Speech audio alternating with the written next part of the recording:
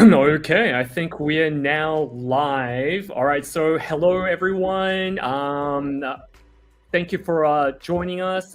We have probably a bunch of people like watching right now across Korea, Taiwan, Japan, and so on. I mean, normally we would have Paulo leading the session, but he's out today. You guys have me, so I'll start with a Paulo intro. Hello everyone. My name is John Cho. I won't bother introducing myself because you all probably already know me. But we have a really cool session prepared for everyone tonight. Taiwan. So, a little context. My first visit to Taiwan was very recent. It was literally just maybe like 2 months ago that I visited Taipei for the first time, like in my life, and I was blown away. Obviously, Taipei as a city, it's a really cool aesthetic city. The food, the people were great, but obviously, the biggest reason why I was so blown away was how mature the Web3 industry and the community was in Taipei. And since then, I've been back 3 times. Right now, I'm actually in Taipei for Taipei Blockchain Week, and so we only thought it was only appropriate to discuss everything to do with Taipei and the Web3 industry and community in Taipei for this month's roundtable. And to do this, I have some really, really exclusive and cool guests with me.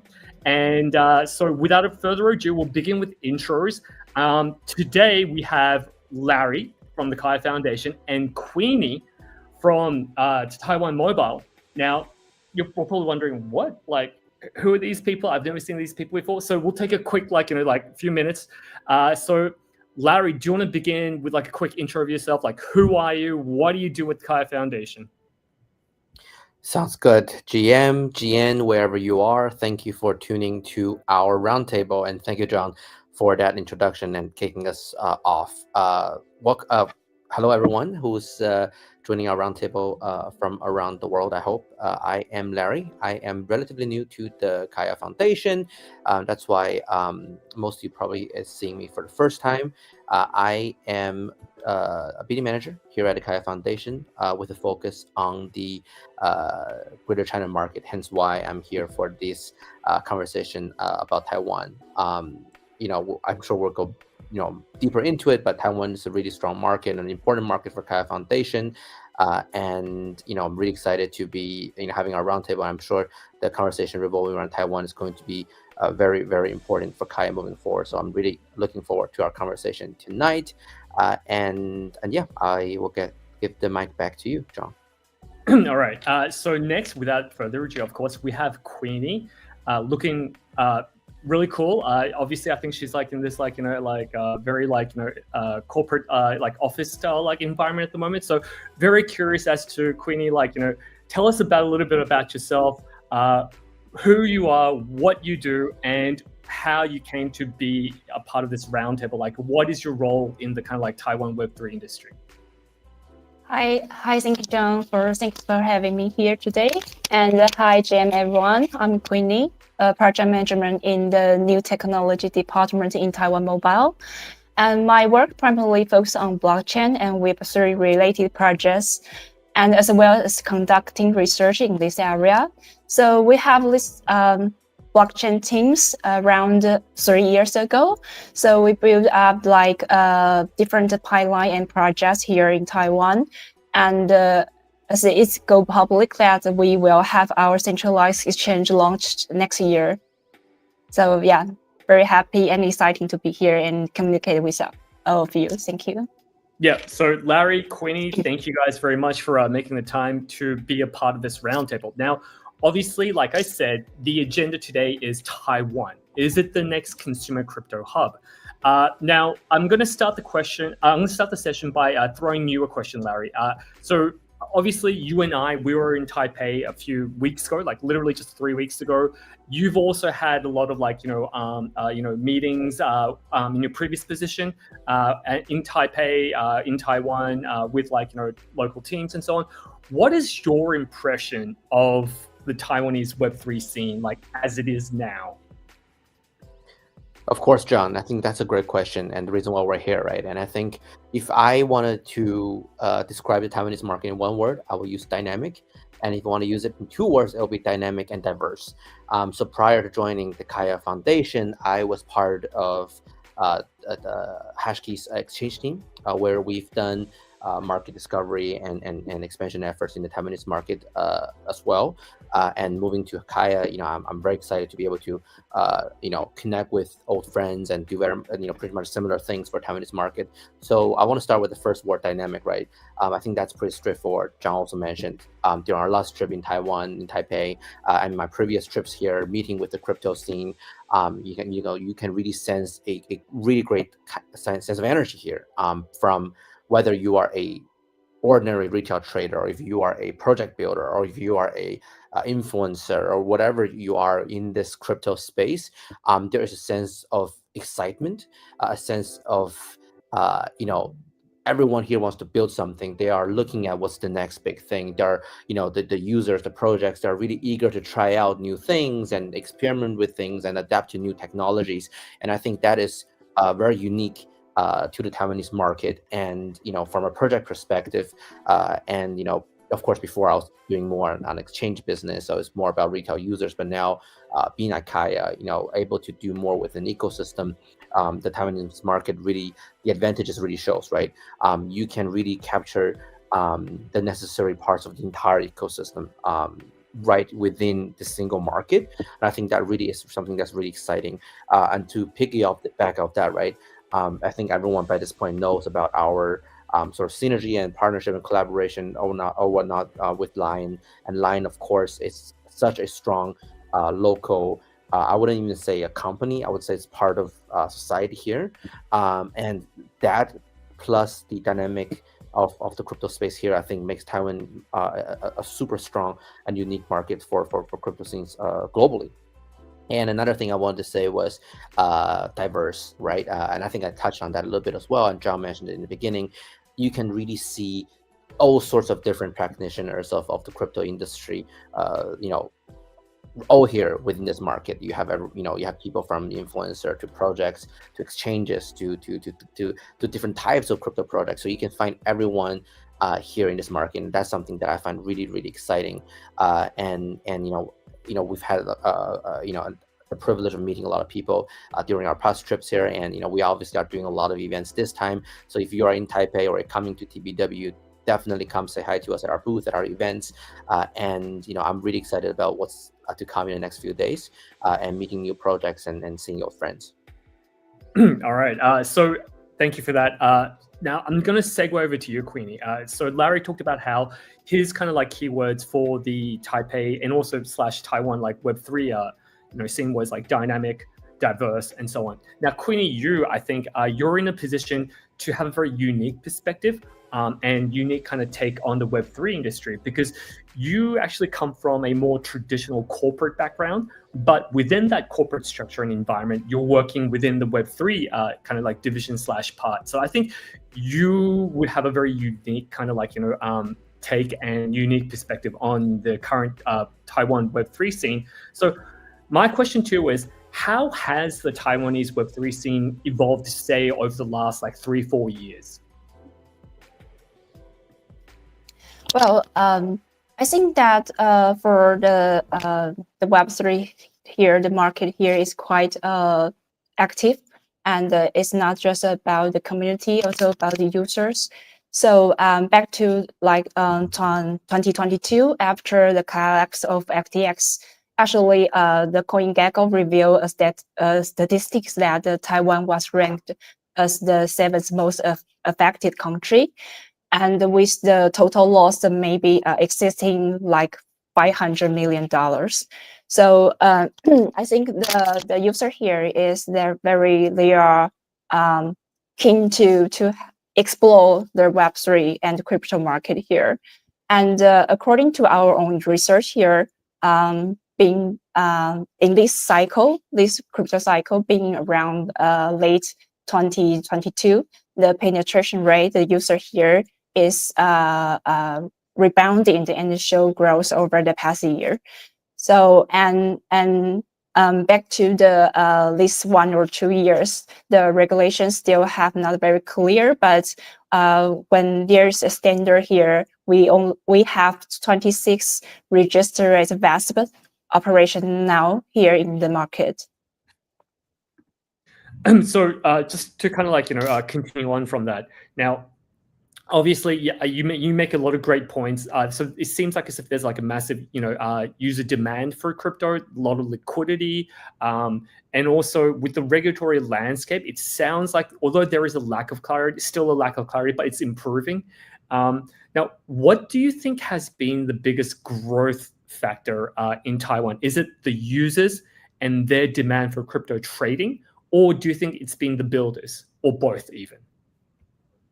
Well, I think of the builder will be the manufacturers and also the community, because even the user and demand here is growing, but there's plenty of the Web2 user. They are not familiar with like a crypto or blockchain platform or product. So I think that the key factor is how can we build and work with the regulator and those startup and enterprise to build a safe and trust environment for all of the user here. Okay, so that is actually a really good segue to an ad hoc question I want to ask you, Queenie. So you talked about how you're planning to release your own centralized exchange very soon. But right now, you talked about how also there's a massive number of Web2 users who are not familiar with Web3. It may be like a UX UI issue. It may be like a security kind of like safety issue.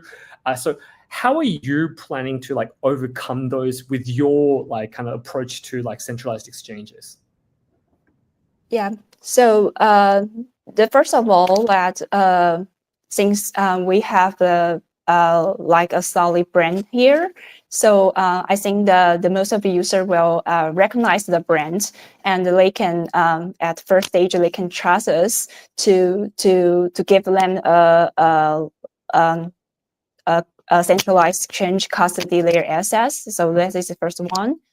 And the second one, of course, we need to educate more on our users. So of course, we will have designed our their UI UX experience and the educations and through our stores or through our the websites to make them familiar with that. And we will start our exchange with very simple features, so they are not getting very complexity trading. So it will be just like buy and sales, so they can familiar more with the crypto industry. So they are not afraid of this kind of crypto is like a scam or fraud and so on. I think that's like the perfect approach to kind of like, it's like almost like a soft landing, if you will, for people who haven't really like, traded crypto before. I think that's a great approach. Now, Larry, I'm actually going to like, address something that you mentioned when you responded first in regards to LINE, but hold that thought for a little bit. Harry just joined us. Harry, are you there? Hello, everyone. I'm still on my way to Taipei City, but okay. So you're in a car then right now? Yeah. Okay. Are you okay to talk? Yeah, I'm okay to talk, but the video, I don't think so. It's all right. That's fine. It's a little bit slow. Yeah. That's fine. So we have around like 500 people watching right now. So Harry, those 500 people are curious as to know who you are. So what do you do at the Kaia Foundation? Who are you? Tell us a little bit about yourself. All right. So hello, everyone. I'm Harry. I'm leading a Great China region in Kaia, and then and my background is I spent like 10 years in more than 10 years in China, and then right now I'm leading the whole China related business, and then I'm glad to join the call, and then hope to have many questions and share some ideas with everybody. Thank you. All right, thanks, Harry. So interesting fact. So I actually have been working with Harry since I think 2020. Yeah, 2020. 1920, yeah. 2019, 20, yeah. So it's been a while as well with Harry. So yeah, Harry's definitely one of the OGs in crypto, especially in the Korean Web3 scene. Definitely one of the OGs. So happy to have you here. But Larry, kind of like going back to what you talked about earlier, you just briefly mentioned LINE, right? And obviously, it's one of the reasons why we're here this week, why we were in Taipei, like in the previous weeks as well. So, and also I think Queenie, touched upon like a few, strategic kind of like, approaches that we are also interested in, which is to provide a experience for Web2 users who may not have ever used crypto or Web3 service before, but to provide like, those kind of experiences in a way that they would be familiar with, that they could kind of like, approach in a more like, optimized way. So tell us a little bit about like, what we're trying to do with LINE and how that will kind of like help maybe like facilitate even more growth in Taiwan. Of course, John. I think that's a great question. I think as soon as we've sort of launched this narrative around LINE, I think we have gathered quite a lot of excitement from projects and users alike from around the world. I think the main reason of that is that people understand the value and the reach of the LINE ecosystem. And I think just one thing that I always talk to people about, why is LINE going? Why will LINE will make a big difference? One of the things that we always talk about, regardless if you are a project builder or if you run an exchange or if you are a KOL or an influencer, is how do we onboard more users to Web3? I think this is sort of a conversation that we've had across different cycles, across different projects. It's sort of the one enduring conversation. And I think the reason why it's enduring is because we have not seen an active realization of that happening yet. Of course, over the past few years, especially following what's happening with the US election, right? There are more people, interested in crypto, interested in the Web3 space, taking it more seriously. But if you take it out as, in the grand scheme of things, it's still very small, especially if you compare to Web2 users. And I think the key reason, in my opinion, why we have not been able to achieve great adoption is because we have not had an opportunity to find users where they are. I can just briefly introduce this ideas because we've different projects, different builders have massively reduced barrier of entry for users coming to Web3. I think that is a fact, right? Compared to how crypto used to be, even just 2-3 years ago, right? I think nowadays it's much easier for a user to get into Web3 by creating your own wallet or getting your first crypto transaction or buying something in real world. But it's still very difficult compared to the Web2, ways. One of them is experience. I think that's something, John, you always mention, right? The experience, the UX and the UI just doesn't work, especially compared to Web2 quality. Another thing is, I think Web2 users generally, have too much on their mind that they don't really have they don't really want to think about, I think the process, regardless of how well we've built it, is still quite complicated for Web2 users to jump in. So I think that is why we have not yet seen an actual mass onboarding of Web2 users into Web3. That being said, and that's also one of the reasons why I am super bullish and why I think many of the people we've spoken to are bullish about Kaia, is because we are now finally, I think for the first time, building a Web3 application on top of such a robust and existing Web2 application that is for the mainstream market, and that comes in many different ways. One of them is the UX and UI. LINE is an experienced team. There's no question of that, especially in regards to their many years of experience dealing with UI and UX design. They are the professionals, and I know we have not released an actual version of the Dapp store yet, Dapp portal yet, but I think once we release it, I think people and users will be very happy and very satisfied with the product that the LINE team has built. I think it truly is an incredible, it's truly incredible piece of software.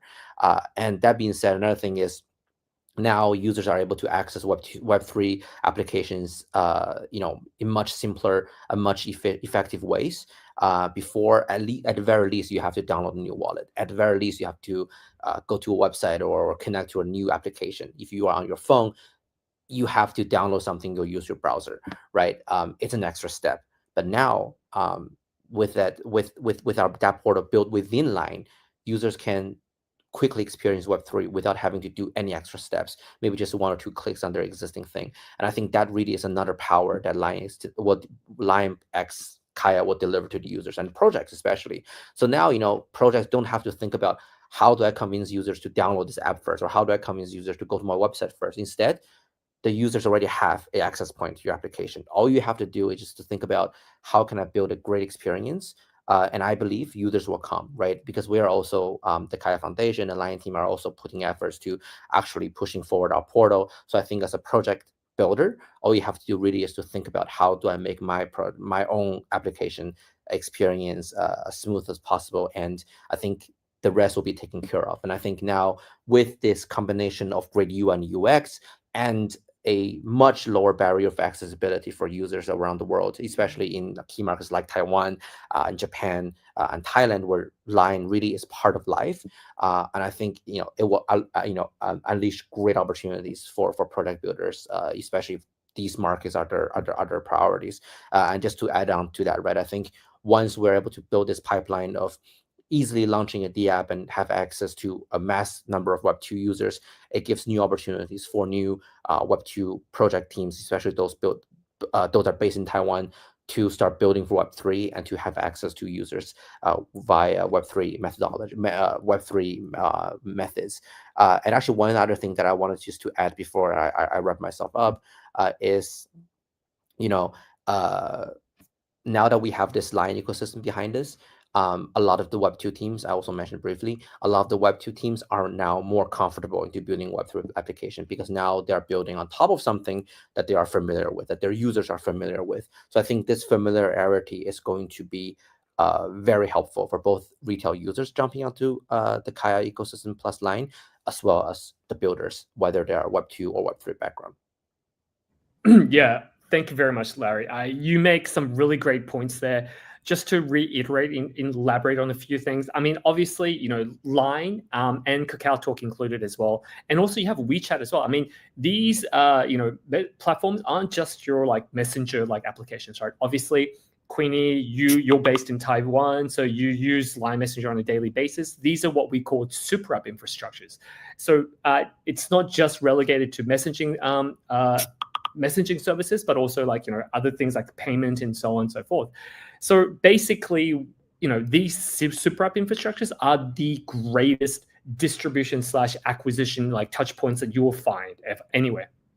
And the fact that we're able to leverage this to launch Web3 Mini Dapps and to kind of give the opportunity for Web3 builders to not just to have a effective distribution structure, but also a distribution structure that's very much oriented around acquisition, user acquisition, and sustainable user acquisition as well. So super exciting, obviously. Also, that's why we've had a lot of conversations with great partners like Queenie, because I think there's a lot of people that want to be able to leverage this to kind of really expand out their services and so on. So for example, a couple of questions here, saying when is it coming? So I don't know if you guys saw, for everyone watching right now, we did upload a milestone tweet the other week, sorry. So the Mini Dapps are coming in January. Over the next couple of weeks, we will be releasing more specific details around the actual launch period, launch titles, and so on. And, just like a little tease, I mean, we're here for Taipei Blockchain Week. So obviously, since Taiwan is a strategic region for us, we're going to be leveraging this opportunity to really highlight some of the really cool stuff that's coming up. So keep your eyes out on our socials. There should be some really interesting stuff that we will be sharing. But Queenie, going back to you. So again, you're a local, you're based in Taiwan. You've been able to kind of watch the, and observe the evolution of the Web3 scene there. Just a very specific question right now. So what are the kind of challenges do you think that the Taiwan Web3 scene has? Because my understanding is this: Taiwan was actually one of the earlier kind of I guess if you will, Asian countries to really embrace and adopt decentralized infrastructure. It had one of the largest one of the earliest and largest Ethereum communities, dev communities, back in from 2014. So Taiwan's been involved in Web3 for a very long time, but when you kind of consider the greater kind of global crypto / blockchain conversation, you hear a lot about the US, you hear a lot about like South Korea, just because there's so much liquidity and trading going on, but you don't really hear much about Taiwan. So what do you think is some of the challenges that Taiwan faces, the Taiwan's Web3 kind of like scene faces? Yes, I think that we have a lot of talents, a lot of great builders here. But the challenge for blockchain startup here is that limited access for fundraising and related small domestic market. So one of our affiliates at Words, they accelerate and fund many blockchain and Web3 projects, and also help projects to establish connection across Southeast Asia. So help the projects and the founders, they can have more exposure and the connection across the different countries to expand their footprint. So I think it will help more in the future. Yeah, I think definitely like exposure and more visibility into like, the local kind of like scene is definitely important. Harry, I know you're in transit. Are you okay to answer a quick question? Yes, go ahead. Okay, all right. So Harry, so you've been working and traveling around like, China and Taiwan for many years now, right? And obviously, so you've also been observing the Taiwanese Web3 scene. I'm sure you agree with the challenges that Queenie just talked about. Now, so I wanted to take, kind of like pick your brain and get your thoughts on like what you think the challenges are in Taiwan and how you think those challenges can be overcome. What kind of strategies can like local builders take in Taiwan to kind of like expand out to other areas? Or as Kaia, what can we do maybe to help the local builders? Well, I think the one thing that as a Korean looking at the market as a whole, you can find there are still a lot of differences between Chinese mainland and Taiwan. So I know there are a lot of builders in Taiwan. I know a lot of builders in China. However, they have really a different mind of how to get users from the market. So in terms of like mini dapp online, for example, for Taiwanese builders, I think they are more familiar than Chinese builders for sure. But we need to. But in terms of the tech, the level of the tech, I think they are all in a very high level. But the usage of online for mainland people, they are not really that much exposure during the daily life. So I think there are some gap in between the Chinese builders and then the Taiwanese builder. I think that might be gonna be a challenge. Like for Kaia, I think we are bridging them in together. So I think when we provide more like technical services or marketing services through Kaia Wave, I think that will help both Taiwanese and then the Chinese mainland builders. This is I think I want to comment on this. Okay. Yeah. Thanks, Harry. I think so. I agree with both of the insights that Harry and Queenie gave. I've had a lot of conversations with local Taiwanese builders as well, and I think one of the reasons why they were so excited about the LINE Mini Dapps infrastructure was so this infrastructure isn't just limited to Taiwanese users. It's a global infrastructure. So basically, Taiwanese builders will now have a very streamlined access to users in Japan, in Thailand, Indonesia, not just Taiwan, right? So I think that's why there's so much enthusiasm to build on this infrastructure, because it's a great way to not just bootstrap users, but to really like build a global kind of like audience and user base for your services. Now, again, I like to keep my panels more organic, and so that said, I like to kind of like throw out a few like ad hoc questions. So Queenie, actually, right now we have around 700 people watching. On YouTube, a user called Mano Chola, he makes some really like interesting comments. So So like he agrees Taiwan was very early and active in participating in the Web3 ecosystem. But he says there are still regulatory challenges in Taiwan because there aren't much clear guidelines. So there's a lack of clarity around like what you can do and can't do, which is kind of like deterring, which possibly is deterring large-scale institutional adoption. Now, you, Queenie, since you are actually working for a large institution, what do you think? Is the institutional adoption of crypto and blockchain in Taiwan improving? Are they still very conservative? What's the situation there? Yeah, I think we are at somewhere the turning point here, because since the regulation remains unclear right now, but it's going to forwarding to taking the shape. And I think the good thing here is that we have a very smooth communication channel with the regulator, and they are very supportive to the industry right now. And we may think that there is a special law launched next year, in the middle of next year. They might help the industry set up a standards and the rules for institution to follow, and it will be give the more large institution have confidence and the trust to embrace the Web3 and blockchain as well.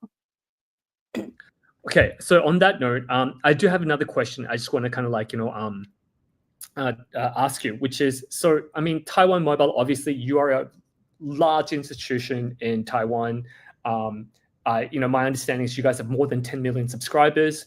So what made you, as an institution, as an entity, corporate entity, like dive into like crypto and Web3? Like, what was the background there? What was the context? Well, we are telcos. We have our core business for decades. So it's a quite stable business, but we also think that we need to have more strategic plans for the next decades. So after the Jamie, our CEO, to be here, he set up like the goal for next years. We want to be a more technology company. So here we have the new technology department here, and we explore different fields and areas like blockchain, AI, and so on. So for now, we are not just the telco; we are the technology company here, and we also see the potential opportunity in the Web3 and the blockchain. We believe that this technology will solve a lot of the problem here, either the redundancy or the industry labels applications. So we decided to move into the field. Interesting. So, I mean, I think I've seen a lot of that kind of movement, like, seeing a lot of like, established, like, traditionally like infrastructure IT companies kind of like, pivot themselves into like a tech company. So that's interesting. But just holding that thought for a second. So we have right now almost 800 people watching. We just had a very handsome man join us. Well, no, we have two very handsome men joining us right now. So welcome, Danny, Ivan. I know you're very busy, so thank you very much for joining this session. Right now we have 800 Kaia community members. Oh, looks like Danny's at an event right now watching. Yeah. So just quickly, Ivan, Danny, so maybe Danny, do you want to start? Like, introduce yourself. Who are you? What do you do? Yeah, I think Queenie might know we are rebuilding capital in Taiwan, and in overseas we are called Comma 3 Ventures. So we very focus on the new blockchain ecosystem. So Kaia must be our next year's important partners for investing. All right, awesome. Yeah. Ivan, who are you? Yeah, Tell us who you are. I mean, so apparently this is Ivan speaking. So me and Danny, we are founding partners of Commodity Ventures. So we have offices in Singapore, Taiwan, and as well as I'm based in Bay Area right now, San Francisco. So yeah, basically we bullish on Kaia ecosystem at the very early stage, right? So a little bit background. So we invested in Clayton before, and then in 19, and then we have a very happy result in 21. So we're gonna do it again, and then we try to I would say duplicate what we did to Sui ecosystem. I'm sure you guys know Sui ecosystem has a very successful ecosystem and as well as the token price as well. So yeah, we try to duplicate this model and then to incubate some early stage ecosystem project on Kaia, Kaia Wave, and work with the foundation and try to bullish this ecosystem. And then so currently we're actually in Taipei at always like much big project, right? So we are at the muchest office right now. So yeah, thank you, John. All Yeah, right, so Queenie, you're from Taiwan Mobile, right? Right. Hi. Okay. Hi. So not gonna lie, whenever I speak with Danny and Ivan, I get very bullish. Great to have you guys. So a little context for everybody watching. Obviously, Queenie from Taiwan Mobile, Danny and Ivan from Comma3, they're very close and good partners of the Kaia and Kaia Foundation. And of course, the LINE kind of like Mini Dapps infrastructure. Queenie, Danny, Ivan will be helping us here on the ground in Taiwan, and not just in Taiwan, but globally as well, really help us grow the ecosystem together. So we're very, excited about that. But Danny, Ivan, great timing, because right now we've been discussing, whether or not Taiwan is the next consumer crypto hub, the Web3 scene in Taiwan. My next question, because up until now we've been discussing a lot about onboarding Web2 users, institutional adoption. My next question was about crypto natives in Taiwan. What do crypto natives in Taiwan do? Are they mostly retail speculative traders? Do they use DeFi protocols? Do they play like P2E protocols? What would you say is your typical kind of like crypto native user in Taipei? Danny, do you want to start? Yes, I think in Taiwan is a very two-sided. For native users, they are focused on the DeFi to earn yield from the maybe DEX and some lending protocol to then how to say maybe 30% or 40% yield per year.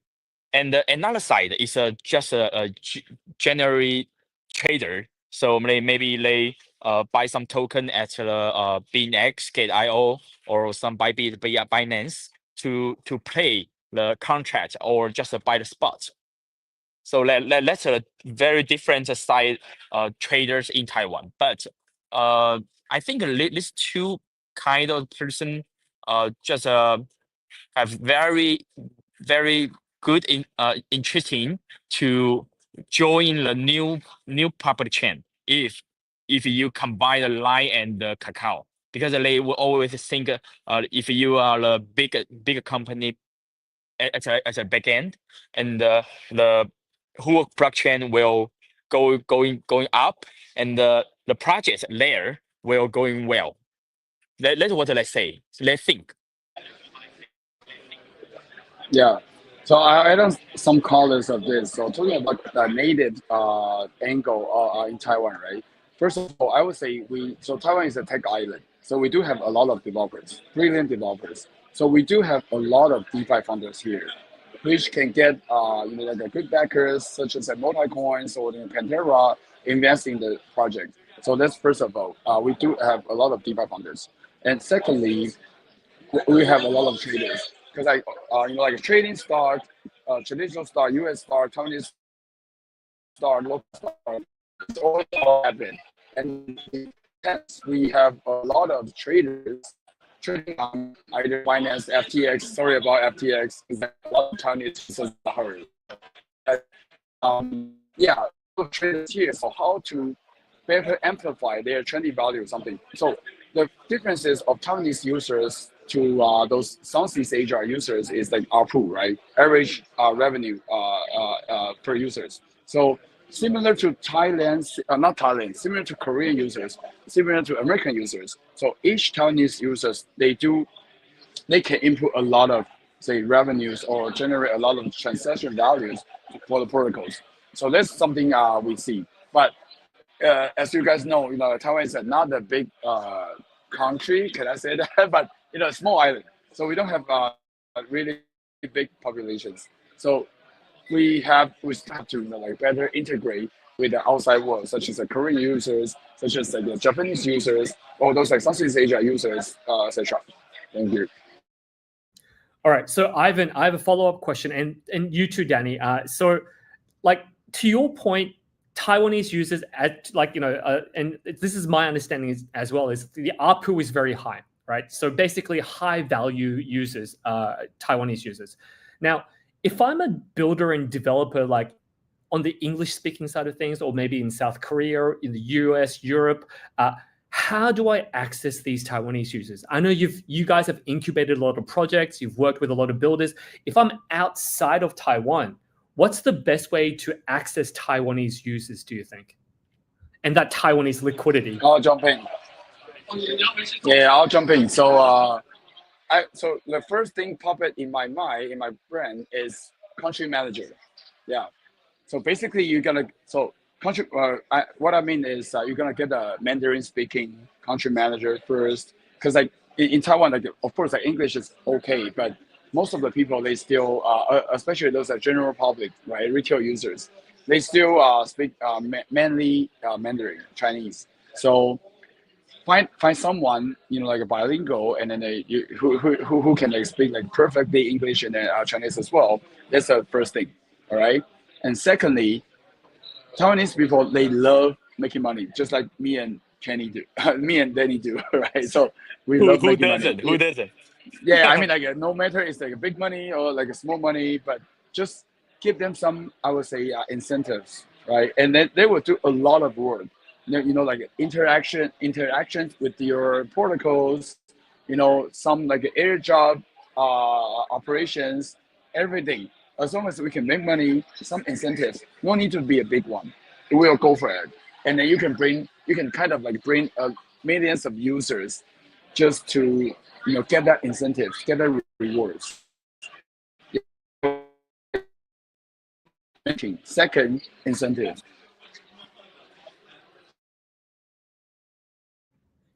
Okay, so actually, I want to also direct this question to you, Queenie, because you're about to launch a user-facing product, a Web3 crypto product very soon. So, what is your approach and strategy to user acquisition? Well, basically, we have just you say before, we have 10 million subscribers. So here we will basically focus on the subscriber we have right now. So a little bit kind of the strategy between Kaia and LINE.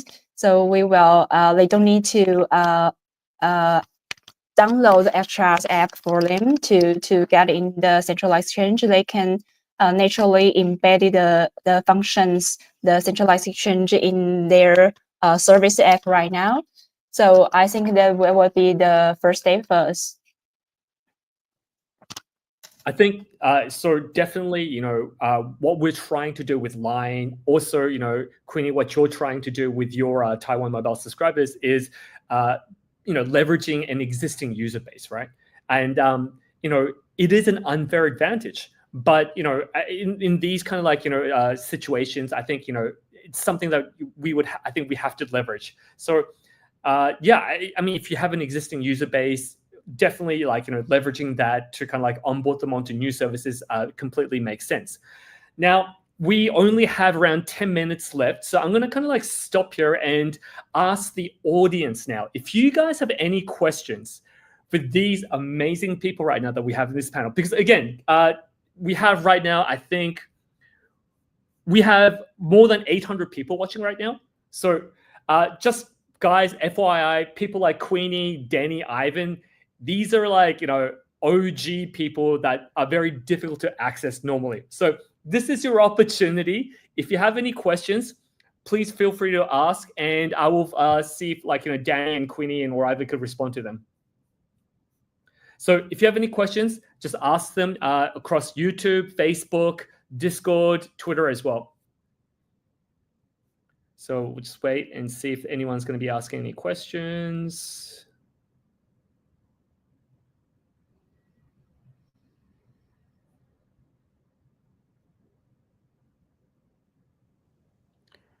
So this is not necessarily a question, but this is I guess like a comment.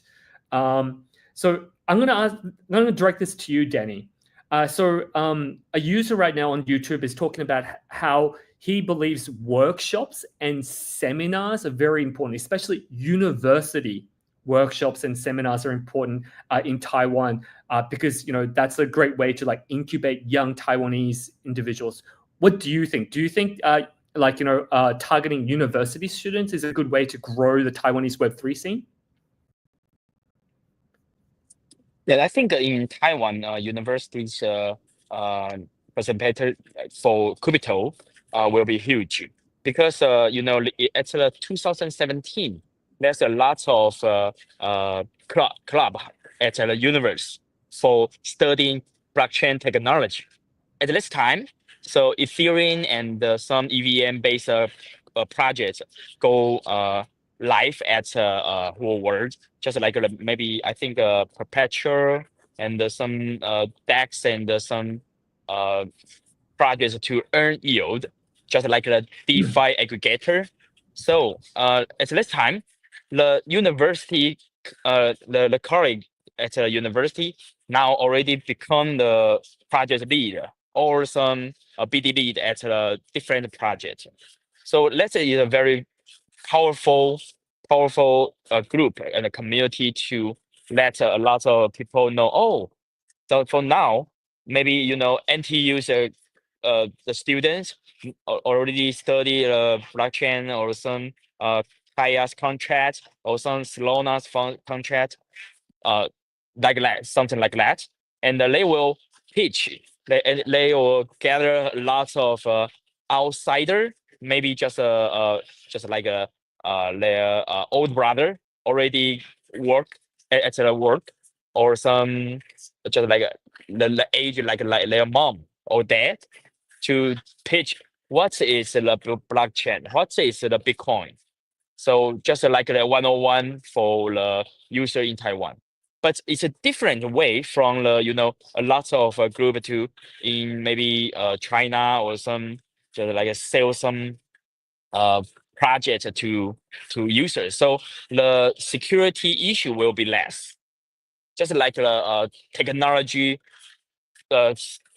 studio or technology lessons for this not a family about the crypto technology.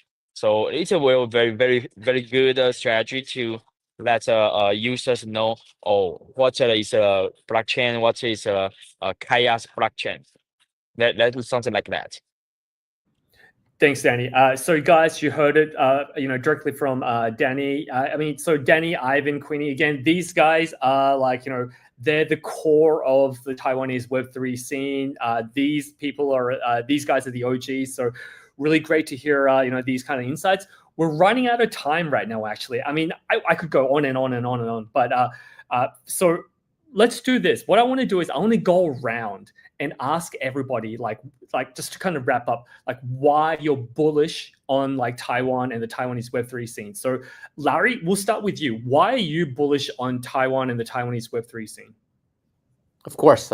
I will reiterate my previous points. I am bullish because the people there are bullish, and I think there are just so much energy and talents in the Taiwanese market that I think with the right team and the right project, there's just so much opportunities we can unleash. So for me, that's what makes me bullish about the Taiwanese market. Queenie, why are you bullish on the Taiwanese Web3 scene? Well, I share the same idea with Larry. So the market here, the builder here, the community here, they are so active and they are so full of energies. And the young people here, they are very willing to take the new technology and new trial for the new things here. So I think they are quite open-minded here to embrace the next generations of the blockchain and Web3. Yeah, you know what? I'll actually second that. So my experience has been very similar to what you just said, Queenie. I mean, I think the people here in Taiwan are generally more progressive and more open-minded. So that's why they are a lot faster at adopting new technologies, I think. So I completely agree. But all right, boys, Ivan and Danny. Ivan, starting with you, why are you bullish on Taiwan and the Taiwanese Web3 scene? Yeah, echo to Larry and Queenie. We got tons of talents here, and then it's not by accident. We kind of systematically train a lot of developers, a lot of engineers here in Taiwan. So the entire atmosphere is very techy. Because what's the best job out of the school? Probably because I was at the TSMC, and then Danny was at the quantum computer. So that's the most high-paying job here you can get in Taiwan. But we are not satisfied of that, right? So what's the new trend? What's the new opportunities? So we kind of missed the not entire, but some like mobile age, the software, the SaaS.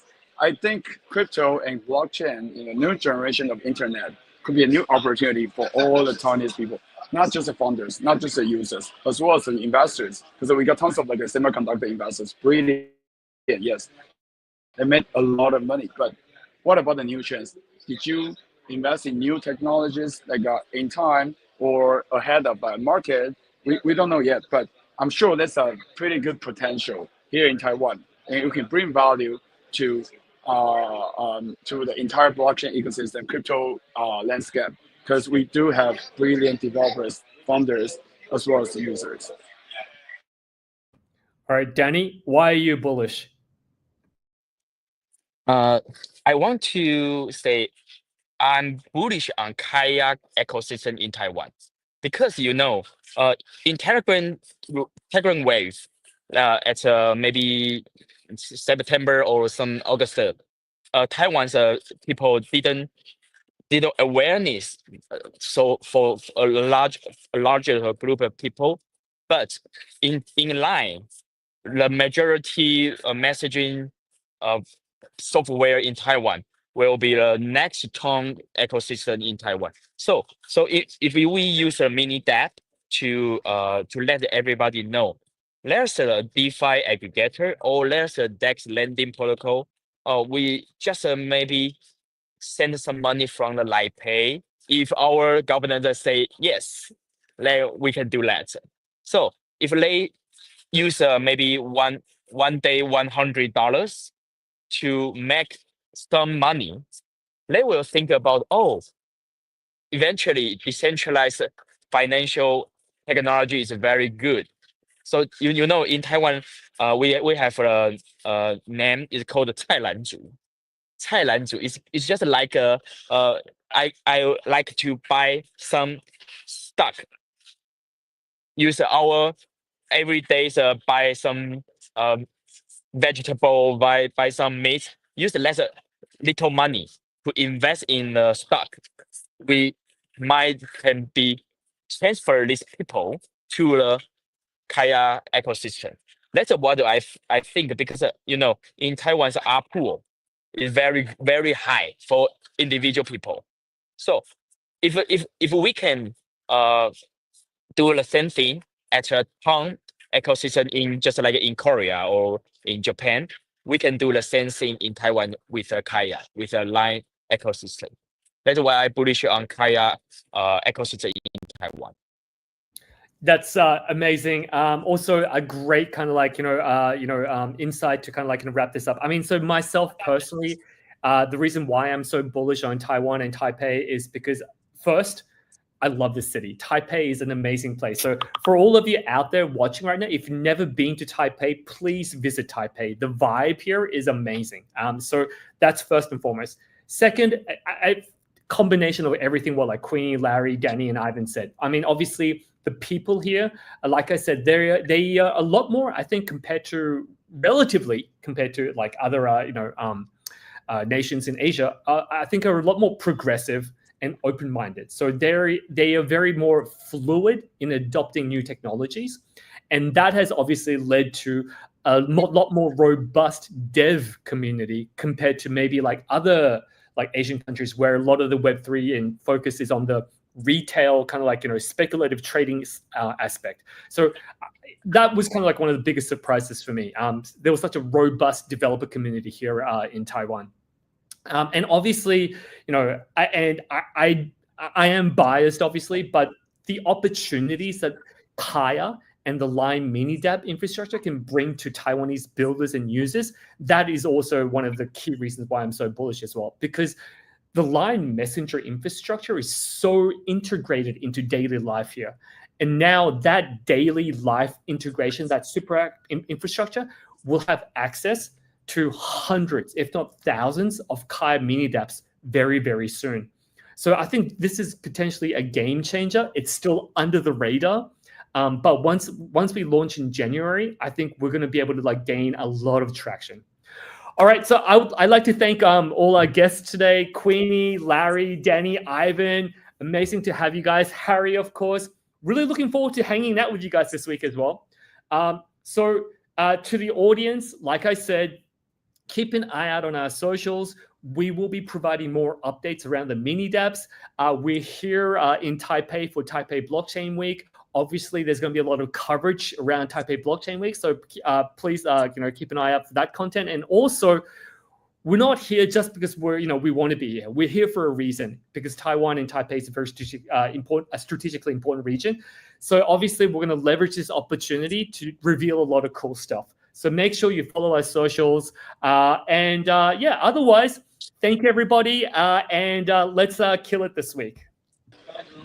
Let's kill it. Let's rock it. Bye-bye.